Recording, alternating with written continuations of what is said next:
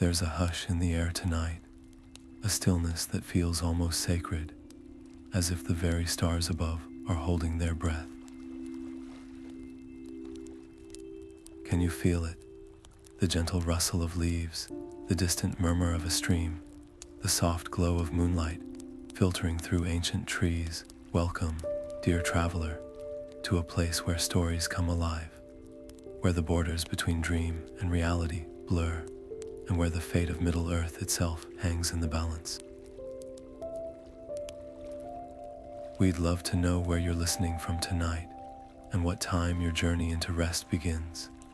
Let us know in the comments below, because tonight, we're all part of this tale together. Picture this, beneath the silver boughs of Lothlórien, where time seems to slow, and every whisper carries the weight of centuries, Arwen Evenstar stands alone. Her heart is heavy, not with the weight of her royal lineage, nor the glittering promise of immortality, but with a vision so haunting, it chills her to the core. Cursed stars streak across the sky, their light twisted into omens of darkness. They speak of a shadow creeping ever closer, one that could unravel the very fabric of her world. And though her face remains serene, her elven grace unshaken, beneath the surface, turmoil stirs. For Arwen knows, some destinies cannot be outrun. Tonight, we step into her footsteps, into a story woven with courage, sacrifice, and the quiet strength of a heart torn between love and duty. The wind carries more than the scent of Malorn blossoms. It carries a warning, one that sends her seeking the wisdom of Galadriel, the Lady of Light. What secrets will be revealed? What choices will shape the fate of Middle-earth? This is no ordinary bedtime tale.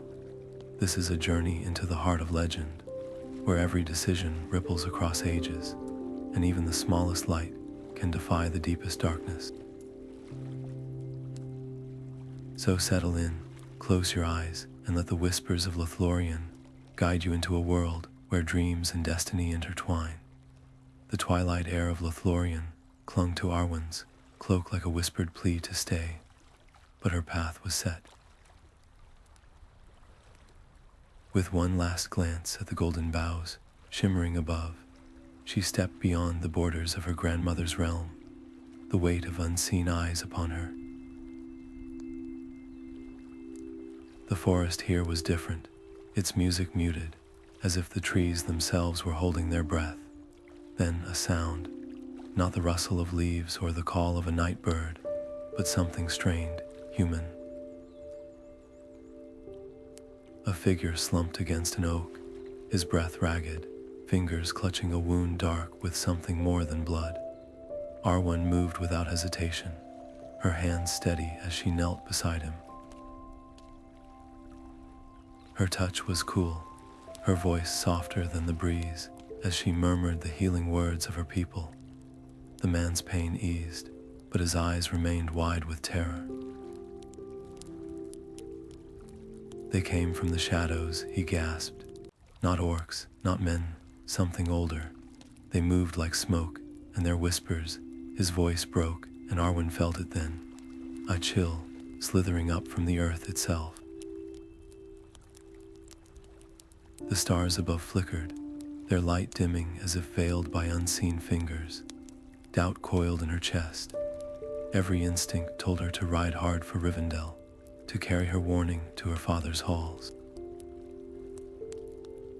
Yet the man's fear was a mirror of her own visions, the cursed stars, the creeping dark.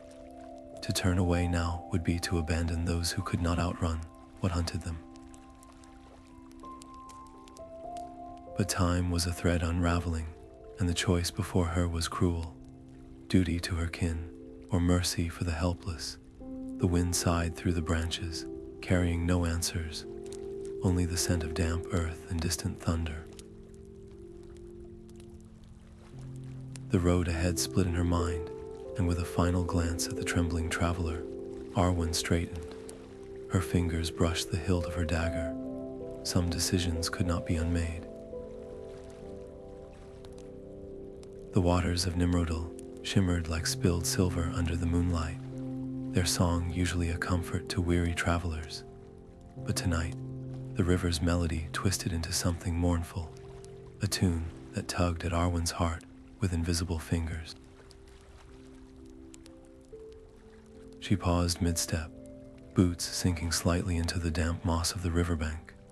There, beneath the sigh of the current, a voice, not the playful whisper of the water, but a plea, thin and frayed at the edges. Who wanders so late and so alone? Turning, Arwen's breath caught. A woman stood waist deep in the river, her form half submerged, half transparent, as if woven from mist and memory. Her eyes held the weight of centuries, her hair swirling in the current like riverweed. "You see me," the spirit murmured, astonished. "Centuries have passed since any living soul has heard my song." Her fingers, pale as moonbeams, reached toward Arwen, but dissolved before touching the shore.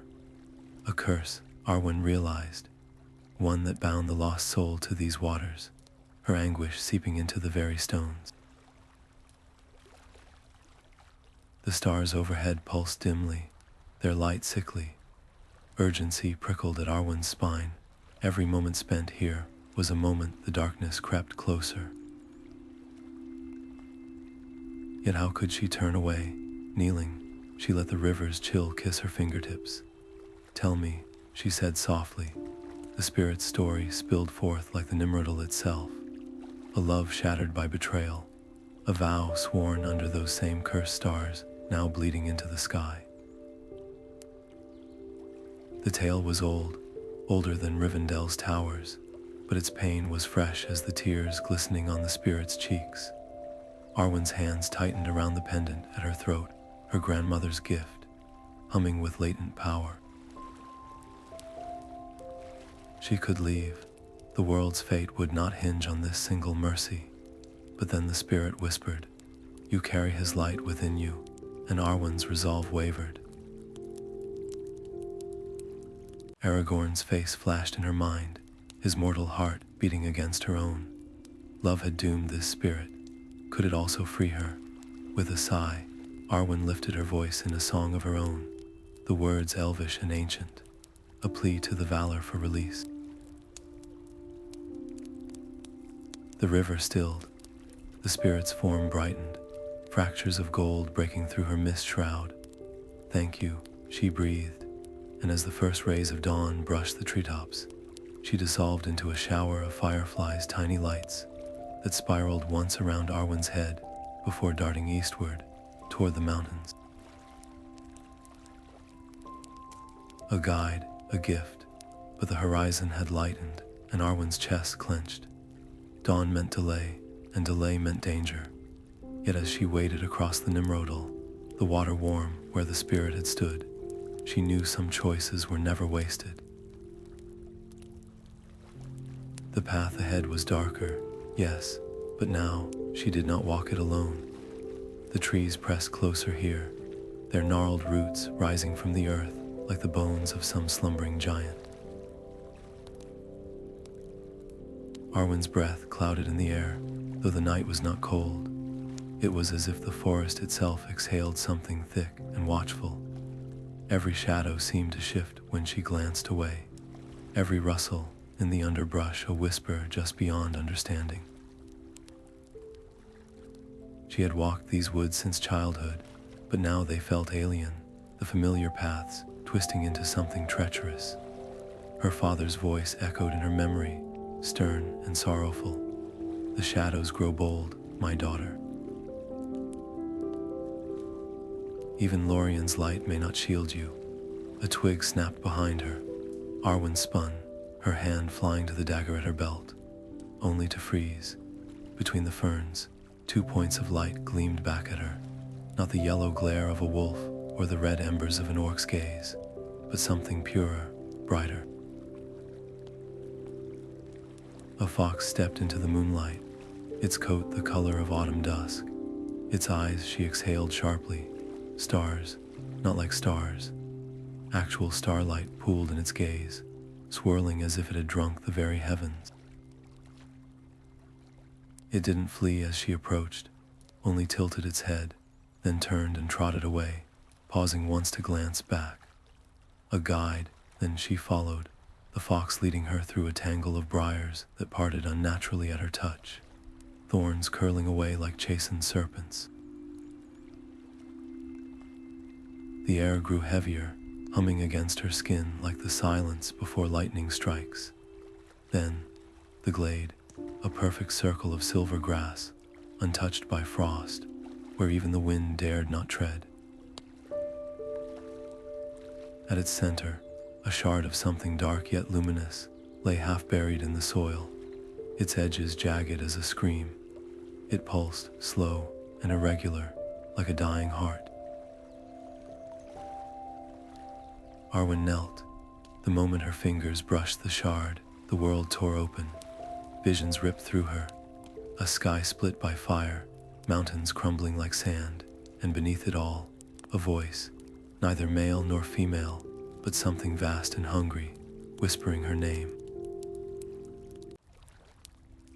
Then, sharper, Aragorn, his sword shattered, his face streaked with ash, shouting soundlessly as a tide of blackness swallowed him whole. She gasped, wrenching her hand away, but the images clung like cobwebs. This was no mere warning. This was a promise.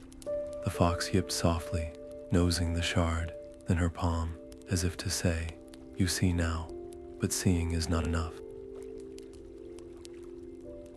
The shard's glow deepened, casting long shadows that didn't match the trees.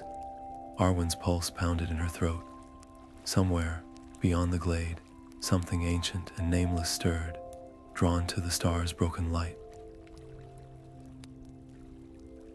To her, she closed her fingers around the shard. It burned, but she didn't let go. If this was the first thread of fate unraveling, she would weave it back, or be consumed trying.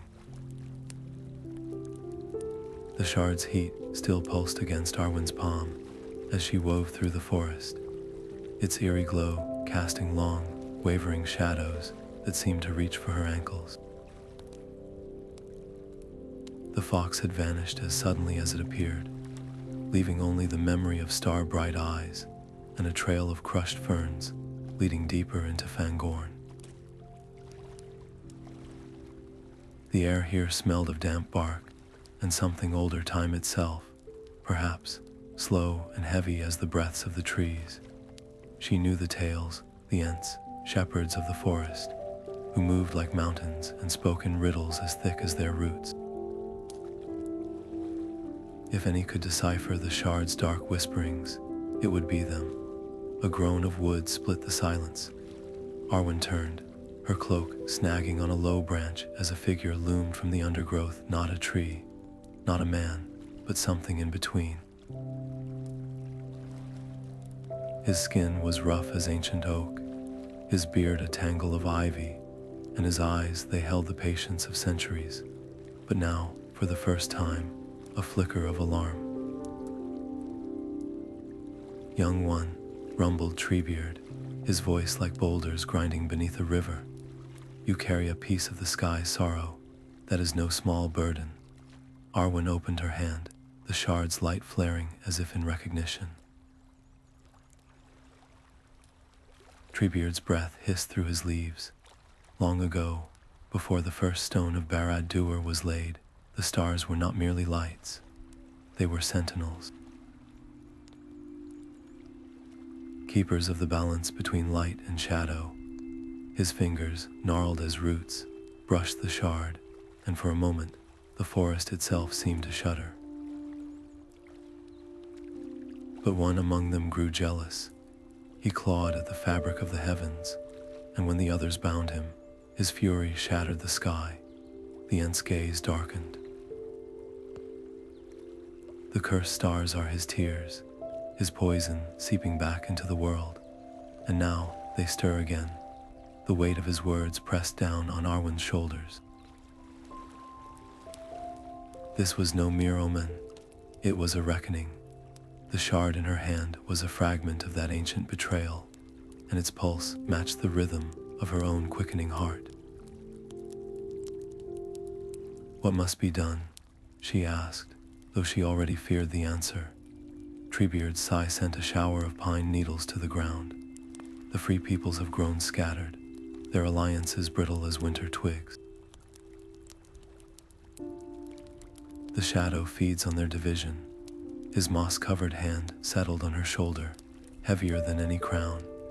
"You are of the Eldar, yet your fate is woven with mortals. The choice is yours. Seek the lady's wisdom, or sound the call to arms." A gust of wind tore through the glade, carrying with it the distant howl of wolves, or something worse. Arwen clenched the shard until its edges bit into her skin. Galadriel's mirror might reveal the path ahead, but how many would suffer while she sought answers? And yet, to rally the races of Middle-earth, men, dwarves, even the reluctant elves, would mean stepping into a role she had never wanted. Not just a healer, but a leader. The shard's glow dimmed, as if waiting.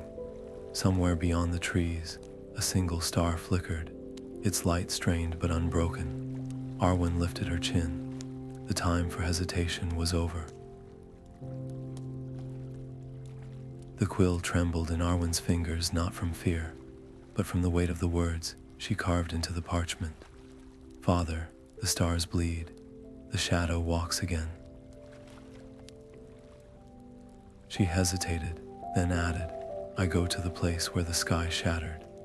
If the light fails, do not mourn, kindle it anew." The ink pooled dark as the thoughts swirling in her mind. Rolling the scroll tight, she stepped into the clearing where a raven waited, its feathers glossy as spilled ink. But as she reached to tie the message to its leg, the sunlight caught something wrong.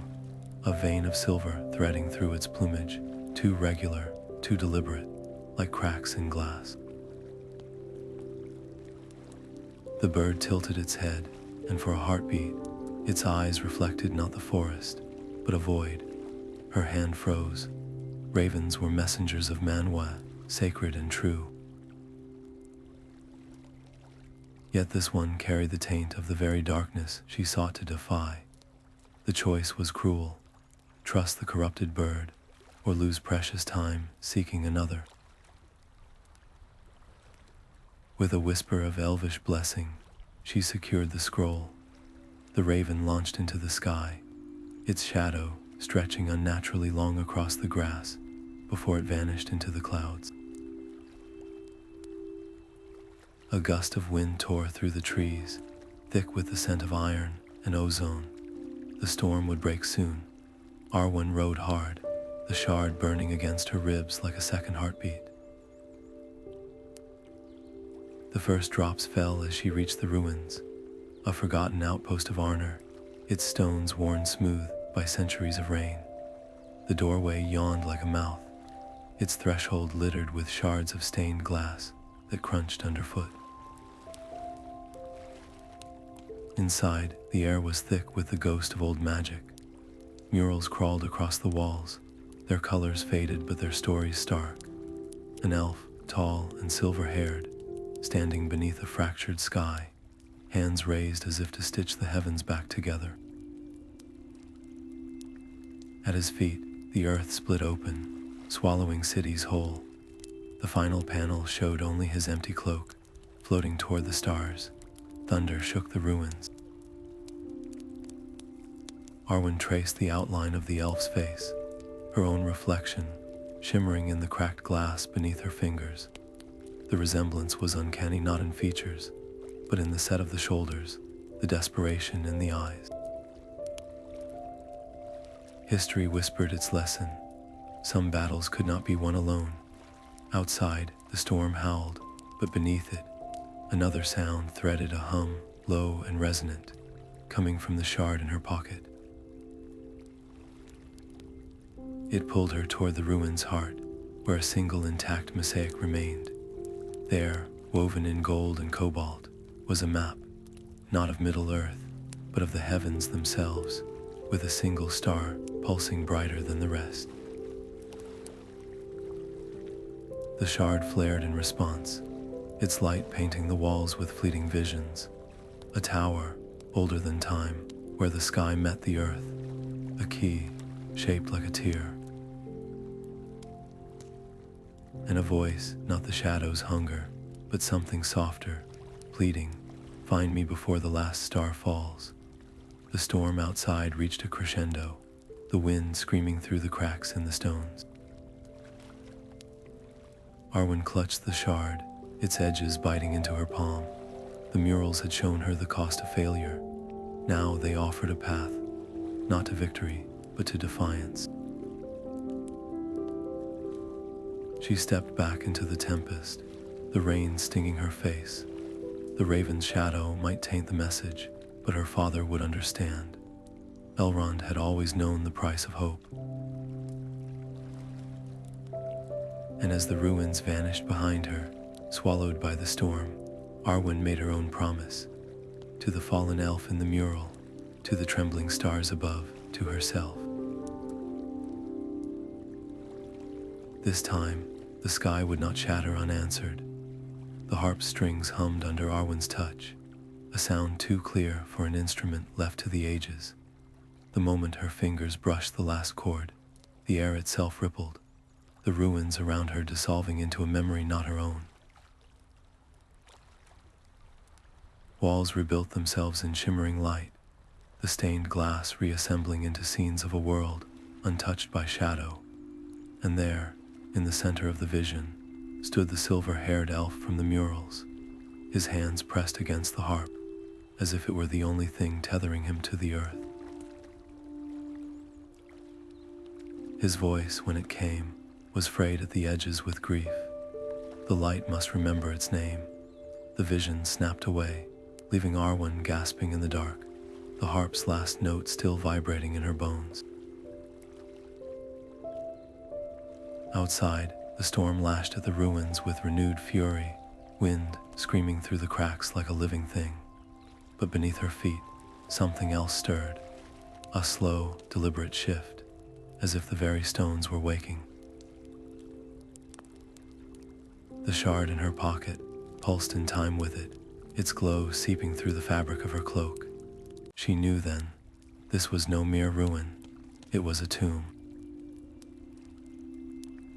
The fallen elf had not just died here, he had sealed something beneath these stones, and his final words were not a riddle, but a warning.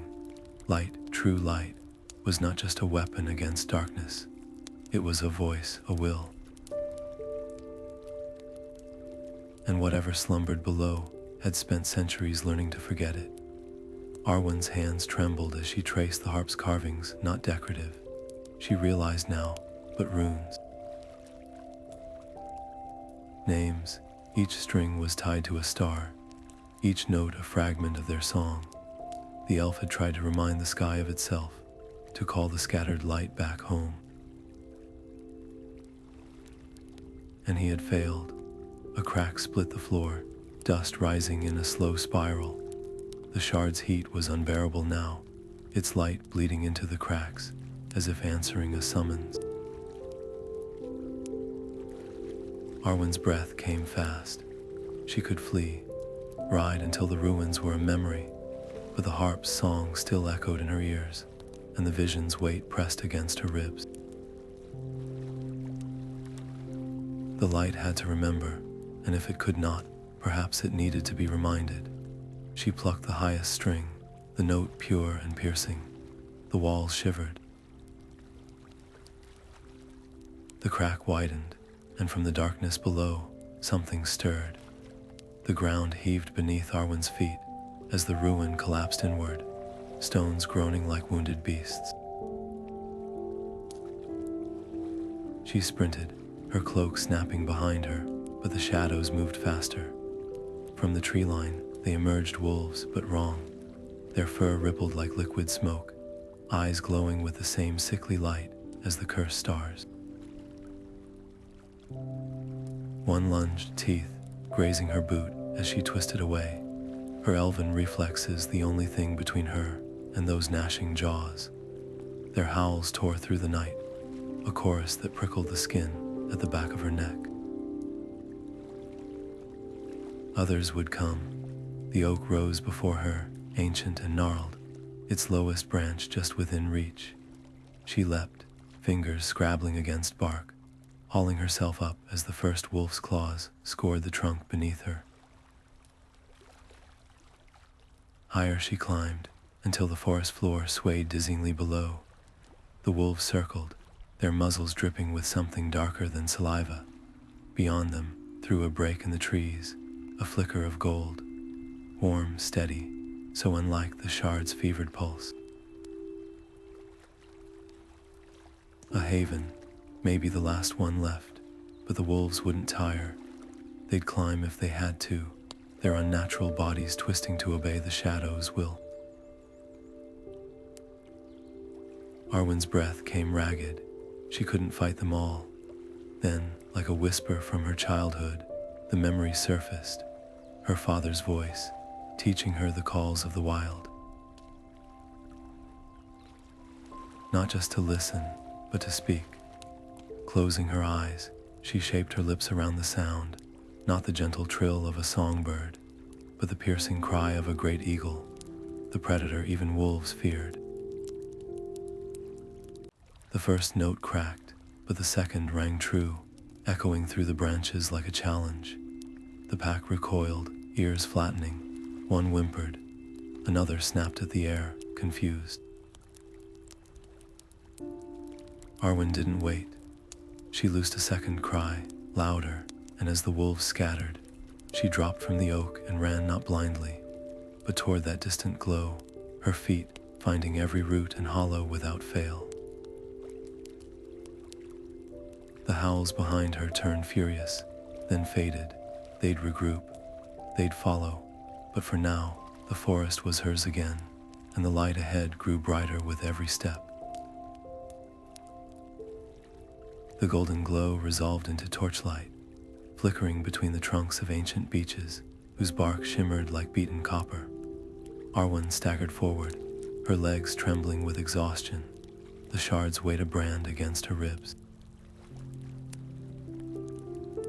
The air here was different, thick with the scent of crushed herbs and the low murmur of voices just beyond hearing. Then, like shadows given form, figures emerged from the trees.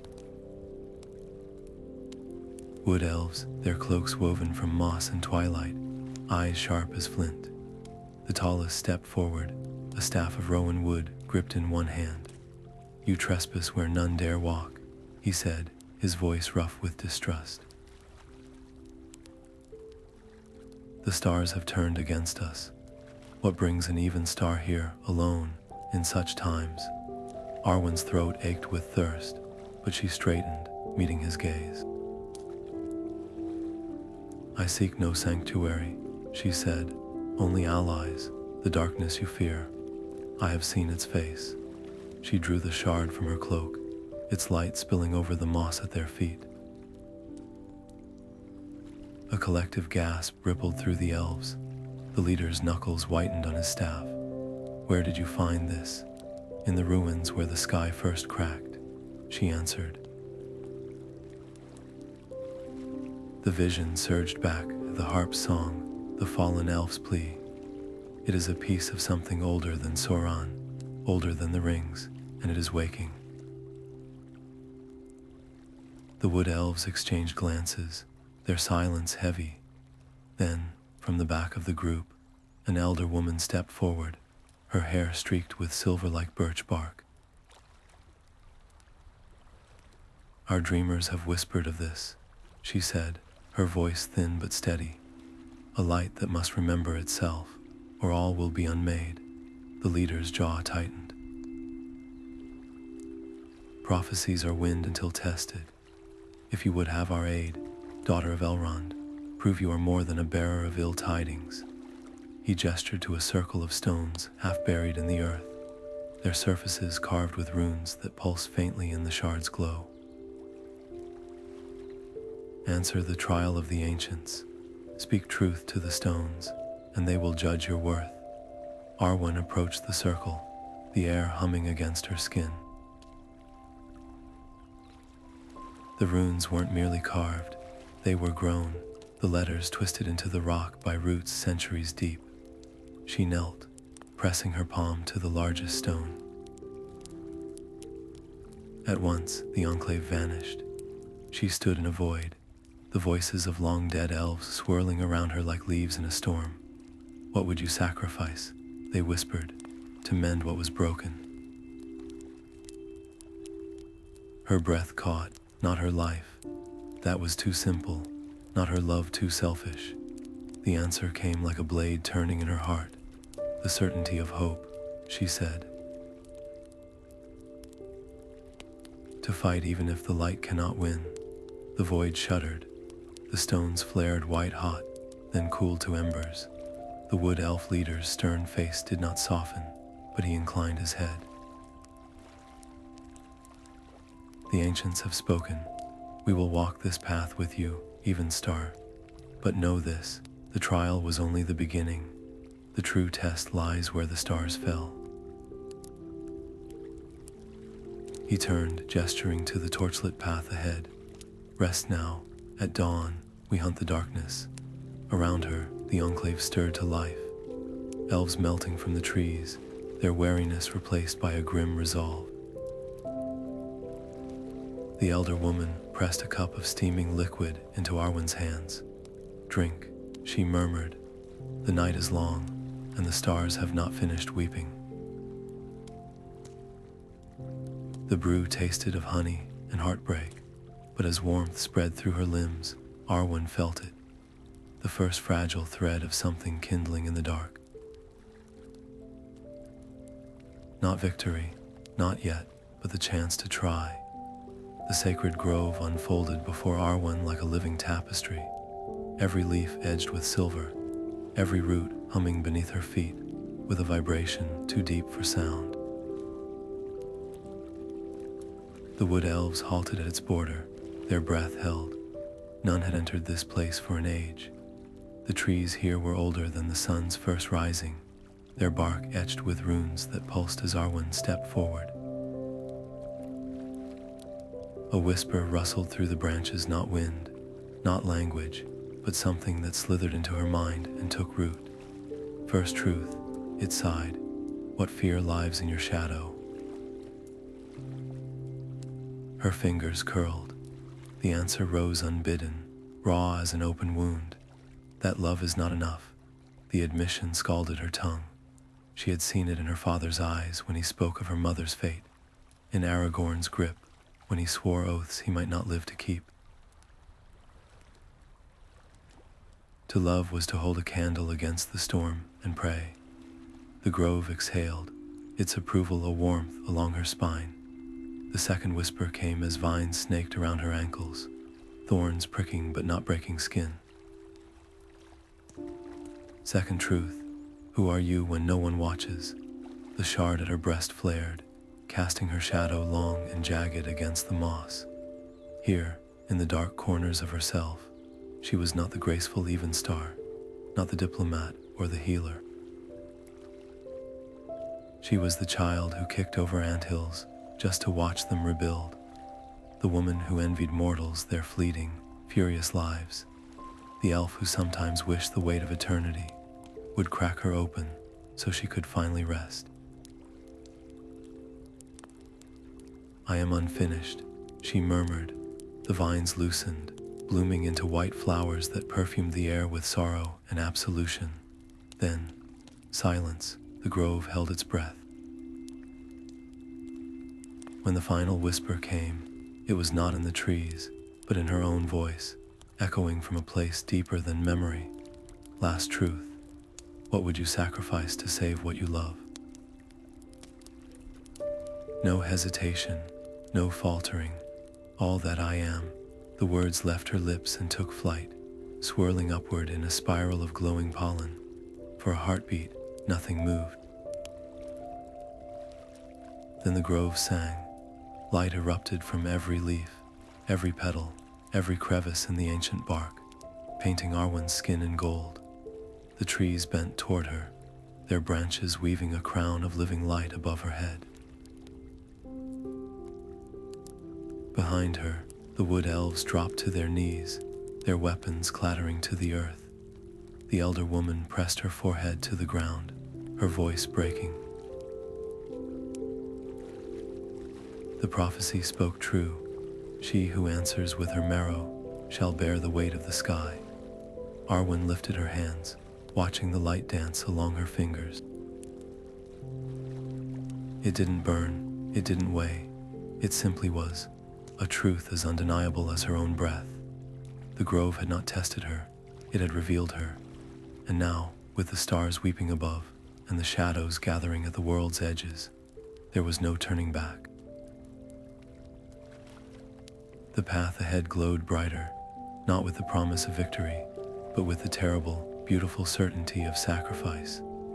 The vial of starlight glowed against Arwen's palm, its radiance cool and constant, a tiny piece of the heavens cradled in glass.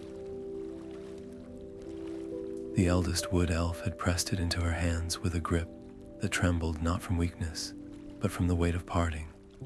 "This light remembers the world as it was," he'd murmured, his voice rough with the echoes of millennia.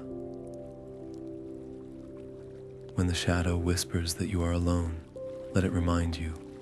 Now, as she secured the vial beneath her cloak, its pulse seemed to sync with her own heartbeat, a quiet counterpoint to the shards' fevered burn at her side.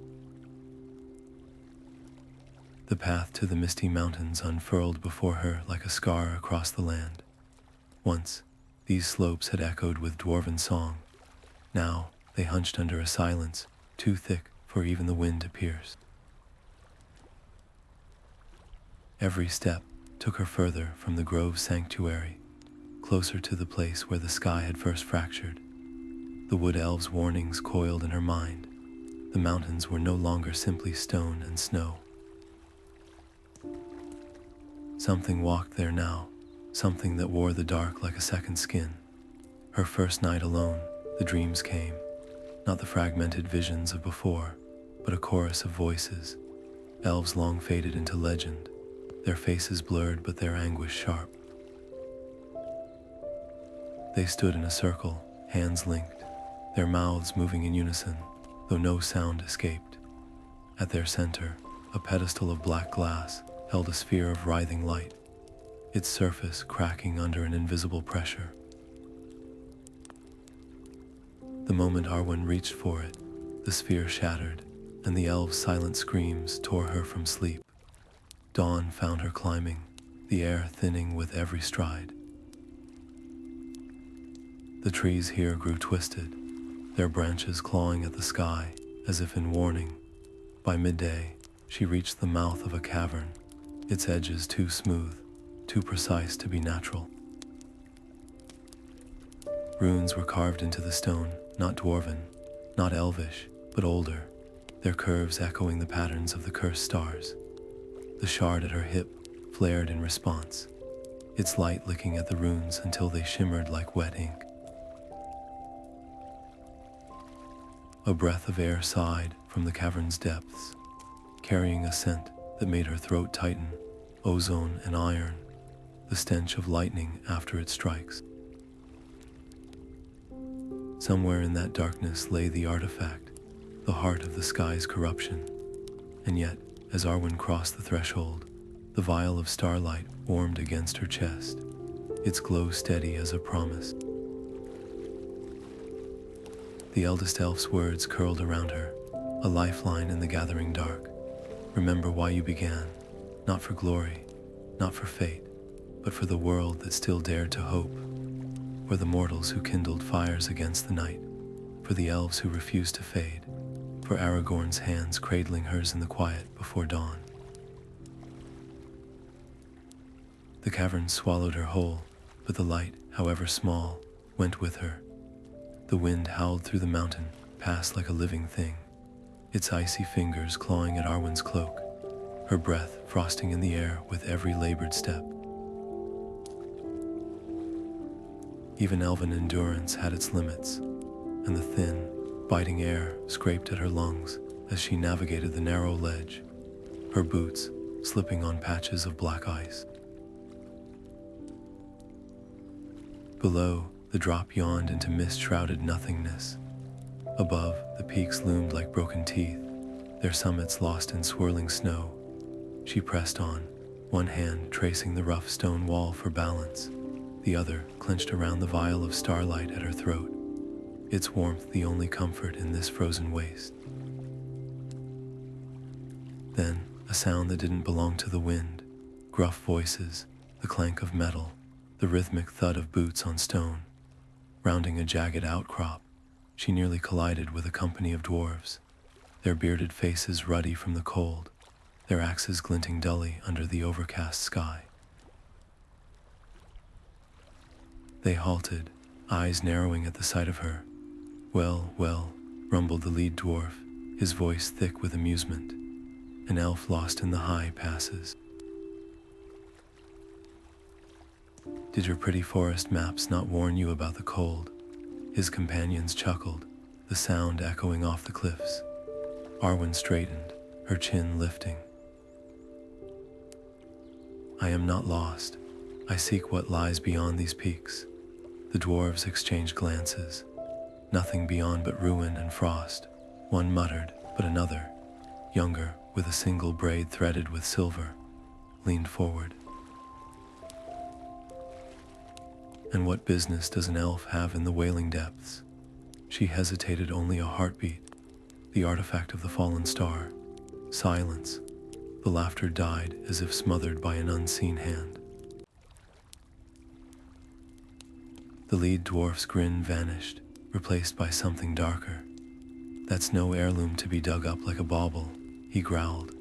"It's a blight, a curse carved into the bones of the mountain." Murmurs of agreement rippled through the group, but the younger dwarf's eyes gleamed with something fiercer than fear. "You've seen it?" he demanded. Arwen nodded. "In visions, it must be reclaimed or destroyed." The older dwarves shook their heads, muttering about fools and doomed quests. But the younger one stepped forward, his voice low. "I'll take you." A chorus of protests erupted. "Borin, you mad sack of rocks," one barked. "Sky magic isn't for dwarven hands." Or Elven, another spat on the ground. "Let her perish if she chooses. The mountain's hunger won't discriminate." Borin ignored them, his gaze locked on Arwen's. "I've heard the tales. My grandfather's journals spoke of the star's fall. If it's stirring again, hiding won't save us." He patted the axe at his belt. "Besides, you'll need someone who knows the paths. Even elves can't climb air." The wind screamed between them, carrying the scent of snow and something older burnt stone, the metallic tang of lightning. Arwen studied Borin's face, the stubborn set of his jaw, the shadow of doubt he couldn't quite hide. Trust was a fragile thing in these heights, as thin as the air, but the vial at her throat pulsed, and the shard in her pouch hummed, as if in answer.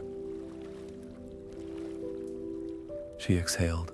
"Lead on," the older dwarves cursed, turning away, their footsteps fading into the storm. Borin adjusted his pack, his grin sharp as a blade. "Try to keep up, elf. The mountain doesn't forgive hesitation." And with that, he vanished into the swirling snow, Arwen close behind, the weight of the sky pressing down on them both. The tunnels swallowed them whole, the air thick with the scent of damp stone and ancient iron. Borin moved with surprising grace for a dwarf, his boots barely whispering against the rock as he led Arwen through passages so narrow she had to turn sideways to pass. Every so often, he'd pause, pressing a calloused hand to the wall, as if listening for something beyond the drip of distant water. "Avalanche paths," he muttered, nodding to fissures spider webbing across the ceiling. One wrong echo, and this whole mountain remembers how to bury intruders. His torchlight flickered over carvings older than the kingdoms of men, twisting runes that told stories in fragments. A star fractured, hands reaching upward, and beneath them, dwarves with faces upturned, their tools raised not in triumph, but in desperate defense. Arwen traced the grooves with her fingers. "Your people try to wield it," she said softly. Boren's jaw tightened. My great-grandfather's journals called it the sky's heart. Said it sang when they first unearthed it, a sound so pure it made grown miners weep. He kicked a loose stone, sending it skittering into the dark. Then the singing stopped. The light turned hungry. Whole clans vanished into these tunnels, their beards frosted over like they'd been kissed by winter itself. His voice dropped. They weren't dead, just empty, as if something had scooped out their souls and left the shells walking. A shudder ran through the walls, dust sifting down like gray snow. Boren yanked Arwen back, just as a slab of rock crashed where she'd stood, sealing the passage behind them with a finality that echoed in their bones. The torch guttered, casting frantic shadows. For the first time, fear flickered in Boren's eyes. That wasn't supposed to happen, he admitted, running a hand through his beard. I've mapped these tunnels since I could walk, but now, the mountain's rearranging itself. Arwen pressed her palm to the newly fallen stone. No warmth, no vibration, just the cold weight of a door slammed shut. She turned to Boren, the vial of starlight pulsing between them. Then we make a new path. Something like respect glinted in his gaze.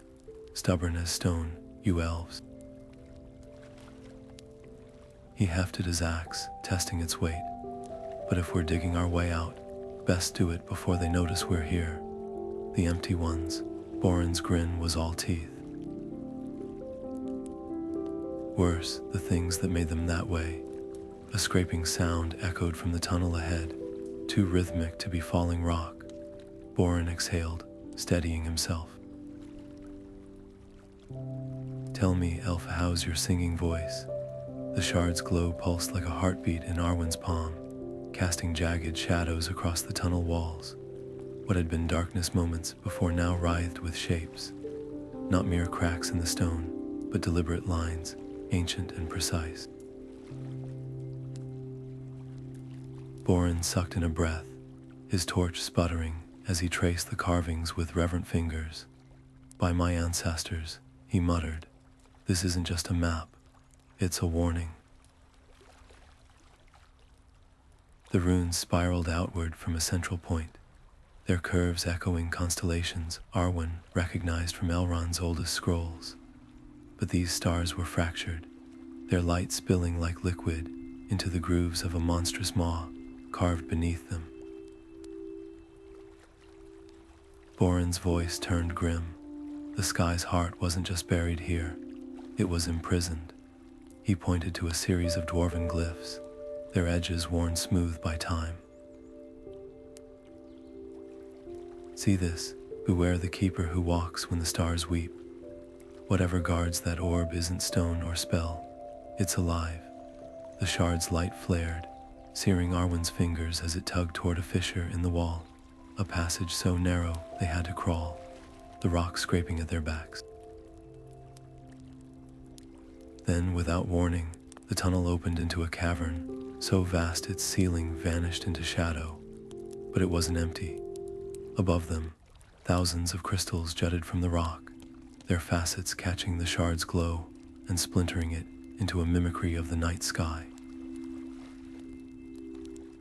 The effect was dizzying, beautiful, and horribly wrong. The constellations were inverted, their patterns twisted as if seen through a dark mirror, and there, at the cavern's heart, floated the artifact. It was smaller than Arwen expected, no larger than a dwarven shield, but its presence pressed against her skin like a storm about to break. The orb's surface shimmered, not with light, but with the absence of it, swallowing the shards' glow at the edges. Dwarven chains, thick as tree trunks, coiled around its base, their links snapped clean through. Boren cursed. Those chains were forged in dragon fire. Nothing natural could have broken them. Arwen stepped forward, drawn by something deeper than curiosity. The orb hummed, a sound that vibrated in her teeth, in the hollows of her bones. As her fingers neared its surface, the shard's light blazed white-hot, searing through her cloak. The carvings on its surface flickered to life. Not dwarven, not elvish, but a language of pure light. Remember, it seemed to whisper. Remember what was stolen. Then the ground roared. The crystals above them shattered, raining needle-sharp fragments as the cavern walls convulsed. Boren yanked Arwen back just as the earth split where she'd stood, a chasm vomiting thick, swirling mist.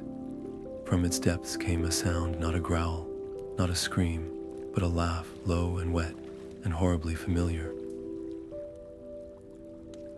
It was the same voice that had slithered through her visions, the one that had whispered Aragorn's name. The mist coalesced into shapes, tall, emaciated, their limbs too long, their faces smooth and blank as polished bone. Boren's axe was in his hands before Arwen could blink. The keepers, he spat. They're not dead, they're hungry. The nearest keeper turned its featureless face toward Arwen. The orb behind her pulsed, and the thing's mouth split open in a grin full of stars. The cavern trembled as the guardian rose from the earth, its body hewn from the mountain's oldest stone, its joints grinding like avalanches given voice. Shadows pooled in its hollow eyes, but within them flickered something else, a dim, stubborn ember of the light it had once been sworn to protect. The unworthy shall perish, it boomed, the words cracking the air like thunder. Boren staggered back, his axe raised, but his boots skidded on loose shale. Elf, this is no foe to face head-on. Arwen didn't move.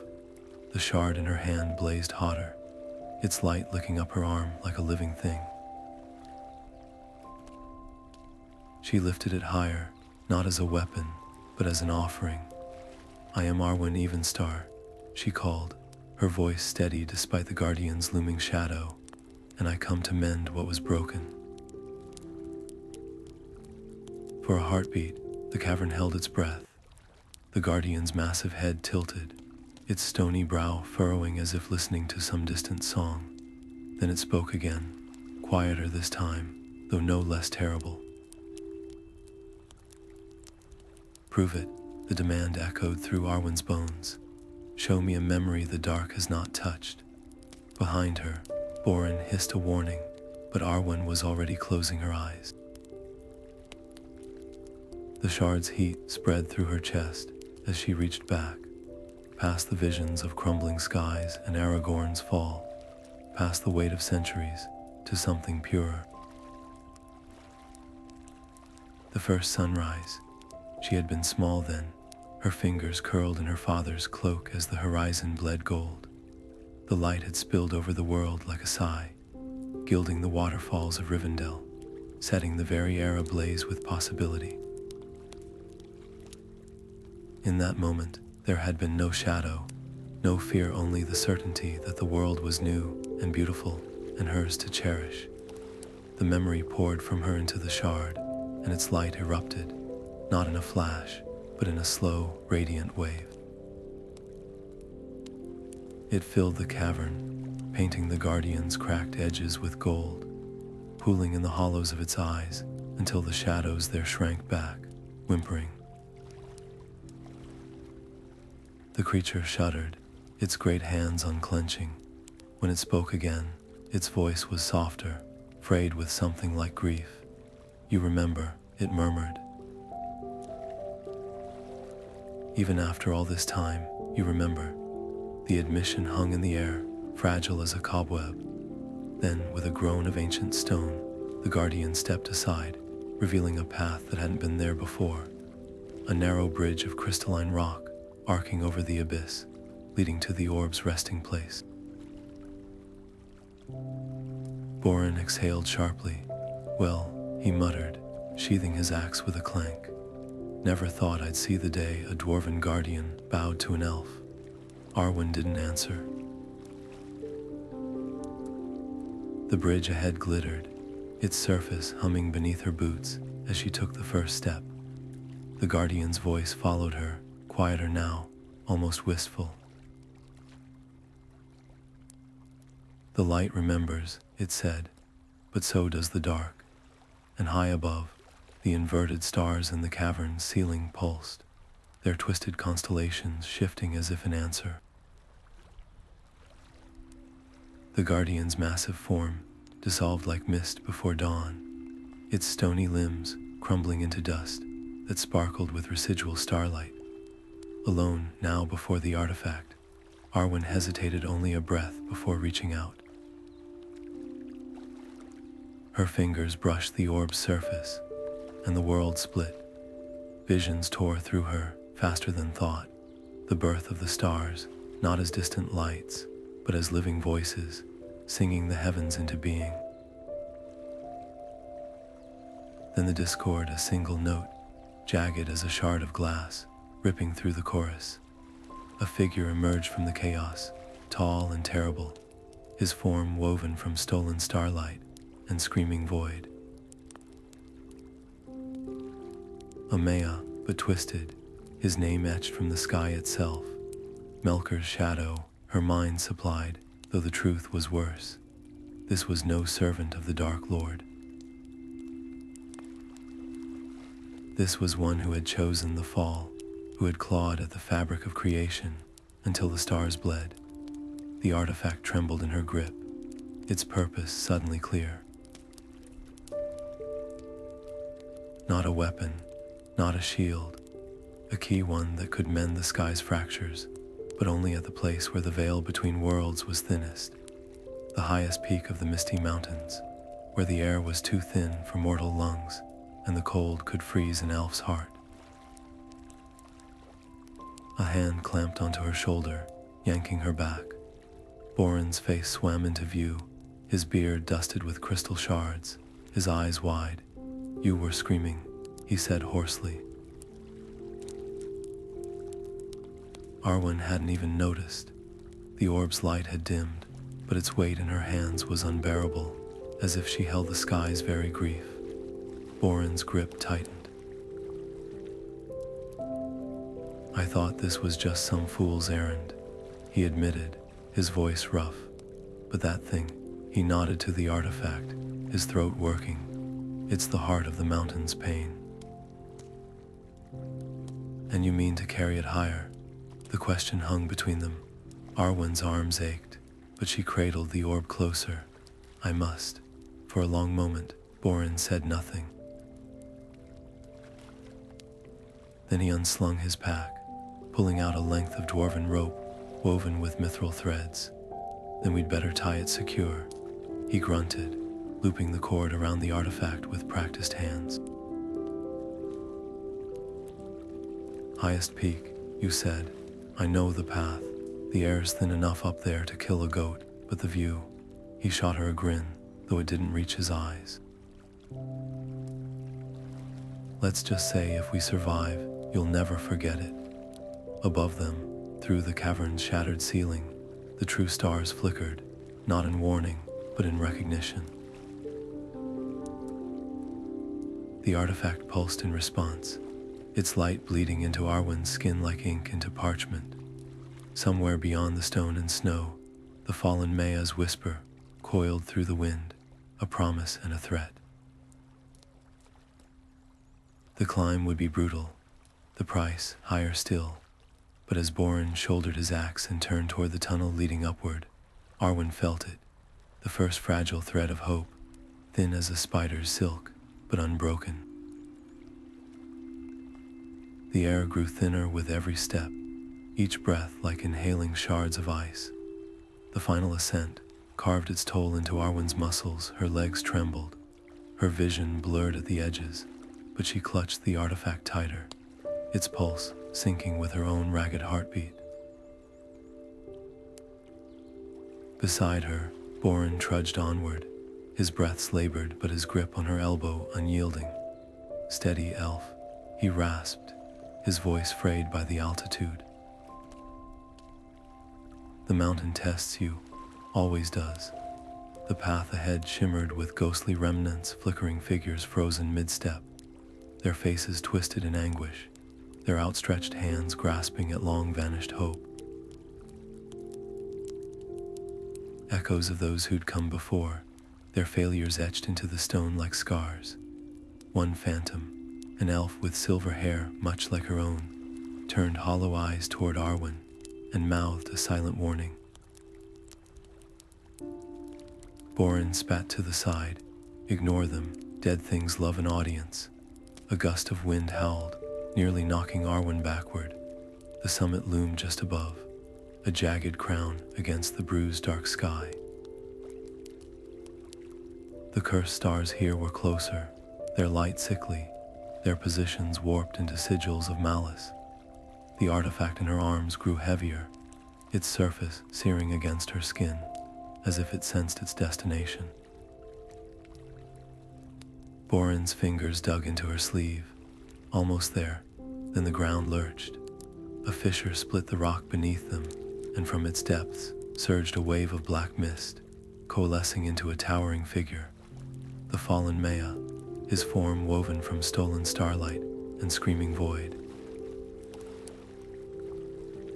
His voice shook the mountain. "You dare."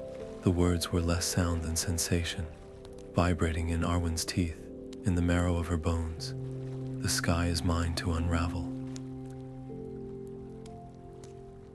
Borin staggered, his axe slipping from numb fingers, but Arwen stood her ground. With shaking hands, she lifted the artifact high, its light flaring defiantly. The vial of starlight at her throat blazed in answer, its glow merging with the orb's radiance until the two became indistinguishable. She didn't need to recall the incantation. It spilled from her lips unbidden, an ancient tongue of fire and resonance, the same words the silver-haired elf in her visions had sung to the heavens. The stars above trembled. For one breathless moment, their darkness wavered, their twisted patterns unraveling like knotted thread. But the Maia's laughter boomed across the peaks, thick with mockery. "Sweet child," you wield a spark against the storm. He raised a hand, and the wind became a wall of knives, slicing through Arwen's cloak, her skin. The artifact's light flickered, its song faltering under the weight of his will. Borin lunged, snatching his axe from the ground, and swung, not at the Maia, but at the mountain itself. The blade struck stone with a deafening crack, sending a shockwave through the rock. "The foundation," he roared. "Break the foundation." Arwen understood. The Maia's power was rooted here, in this corrupted peak. If the mountain fell, so would his grip on the sky. Gritting her teeth, she drove the artifact downward, its light piercing the rock like a spear. The resulting explosion of radiance tore through the summit, illuminating every fissure, every hidden fault line. And with a groan that shook the world, the mountain began to crumble. The Maia's scream was the sound of stars dying. But as the rockslide swallowed him, Arwen's last thought wasn't of victory. It was of the light, now spilling unchecked into the heavens, and the terrible, beautiful cost of calling it home. The Maia's form twisted into existence like smoke given sentience, its edges fraying into the night, as if the darkness itself had learned to breathe. Stars winked out where his shadow passed, their light swallowed whole. His laughter was the sound of glaciers cracking, of roots withering in poisoned soil. "Foolish child," he hissed, tendrils of void licking at Arwen's boots. "You carry embers into an abyss. The stars are mine, their light, their song, their very names. What hope have you against the hunger of eternity?" Arwen's fingers tightened around the artifact, its edges biting into her palms. She had no grand spell, no weapon forged by gods, only the weight of every choice that had brought her here. The fox's starlit gaze, the wood-elves' grim trust, Boren's axe striking true when it mattered most. And deeper still, Aragorn's hands warm around hers, her father's voice steady in the dark, the river spirit's fireflies guiding her eastward, not power, but remembrance. She lifted her chin. "You're wrong," she said, her voice quiet but unshaken. "Light isn't something you take. It's something you honor." The vial at her throat blazed, its glow seeping into her skin, her veins, until she herself became a vessel for its radiance. The artifact responded, its fractured surface knitting together with threads of gold, its song rising no longer a plea, but a command. Above them, the cursed stars trembled. One flickered, then another, their sickly gleam brightening into something purer, fiercer. The mayor recoiled as the first true beam pierced his form, scattering his shadow like ash in a gale. "No," he roared, but the words splintered as the light multiplied, each star awakening in turn, their brilliance weaving a net of dawn across the heavens. Boren whooped, his voice raw with triumph, but Arwen didn't celebrate. She witnessed, watched as the last of the Maia's form unraveled, not in defeat, but in recognition. His stolen light returning to the sky, his voice fading into a whisper of wind through the peaks. The artifact in her hands cooled, its purpose fulfilled, its song now part of the mountain's quiet hum. And as the first true sunrise in centuries painted the horizon, Arwen realized the hardest battles weren't fought with steel or spell, but with the choice to stand when the world whispered fall. The stars overhead shone as they were meant to, not as prizes, not as weapons, but as promises. And for the first time in ages, the sky remembered how to keep them. The first rays of dawn gilded the mountain's shattered peak, painting Arwen's face in hues of gold and exhaustion. The artifact in her hands had grown still, its light spent, its song now woven back into the fabric of the sky. Boren's grip on her shoulder was firm, his callous fingers warm against her cloak, a dwarf's silent tribute, more eloquent than any praise. Below them, the world stirred. In the valley, elves lifted their heads from battle-worn stances, their eyes reflecting the newly restored stars. Dwarves emerged from caverns, their axes lowered in wonder, while men paused in their camps, children pointing upward at constellations they'd only heard in half-remembered lullabies. The wind carried the sound of their voices, not cheers, but something softer: relief, reverence, the unspoken, understanding that the night's long terror had passed. Arwen's knees trembled, but she straightened. The weight of the artifact was gone, yet something new settled in its place. A quiet certainty, humming in her chest like the afterglow of a hymn. This victory wasn't an ending. The Maia's defeat had mended the sky, but the cracks he'd left in the world remained. Mistrust between elves and dwarves, villages still haunted by the shadow's touch, the scars of battles fought in the dark.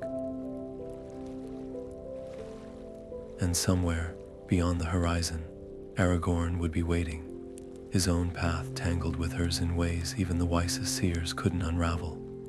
Boren cleared his throat, his voice rough but softened at the edges. "You'll be wanting to get down from this cursed rock, I reckon. Heights are no place for dwarves, or elves with sense." He offered her a water skin, the liquid inside sloshing faintly. She drank, the taste of metal and mountain herbs sharp on her tongue. When she handed it back, his gaze lingered on the artifact's empty cradle in her palm. "That thing's just a husk now," he muttered, "but you're not." A smile touched her lips, fleeting but true. No, she wasn't. The artifact had been a key, but she was the hand that turned it. The realization settled over her, lighter than dawn and heavier than the mountain itself. Guardianship wasn't about wielding power. It was about bearing witness, tending the fragile light others had forgotten to see. The descent was slower than the climb, the path treacherous with loose stone and lingering frost. Yet with each step, the air grew richer, the scent of pine and damp earth, replacing the thin, metallic bite of the summit. Behind them, the first birdsong of morning trilled through the trees, tentative but insistent, life refusing to be silenced. Boren grumbled about his sore feet, but his steps were steady beside hers, his presence a grounding weight.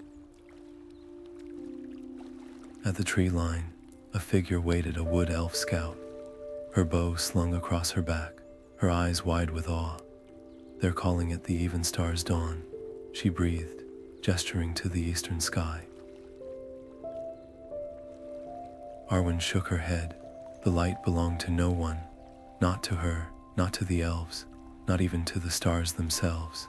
It simply was, and now it was whole again. The scout fell into step beside them as they moved toward the gathered crowds, their murmurs rising like a tide. Arwen's fingers brushed the empty vial at her throat, its glass cool and smooth. The light had remembered its name. Now it was her turn to walk in its wake, not as a savior, but as a steward. The road ahead stretched long and uncertain, but for the first time in centuries, the stars overhead shone as they were meant to, not as prizes, but as promises. And she intended to keep them.